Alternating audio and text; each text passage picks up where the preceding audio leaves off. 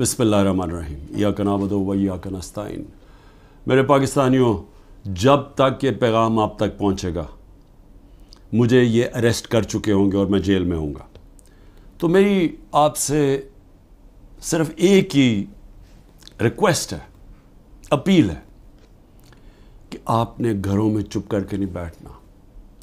मैं ये जो जद्दोजहद कर रहा हूँ ये अपनी ज़ात के लिए नहीं कर रहा, ये अपनी कौम के लिए कर रहा हूँ, आपके लिए कर रहा हूँ, आपके बच्चों के मुस्तकबिल के लिए कर रहा हूँ।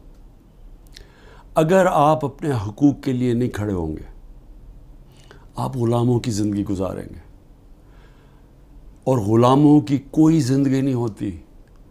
ग़ुलाम ऐसे होते हैं जैसे चूंटियाँ ज़मीन पे होती हैं, उनके ऊपर परवाज़ नहीं होती।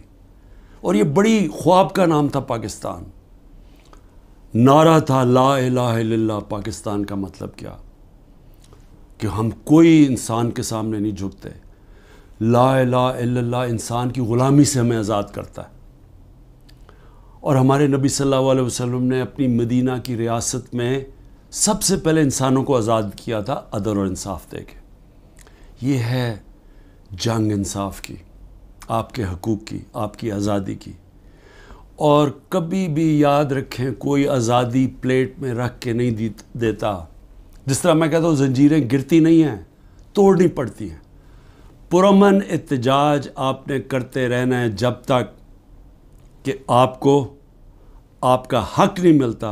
और वो सबसे बड़ा फंडामेंटल राइट है वोट के ज़रिए अपनी हुकूमत मुंतखब करना, ना तो किसी और कोई कब्ज़ा ग्रुप इस मुल्क के ऊपर कब्ज़ा करके बैठ जाए जो आज कब्ज़ा करके बैठा हुआ है।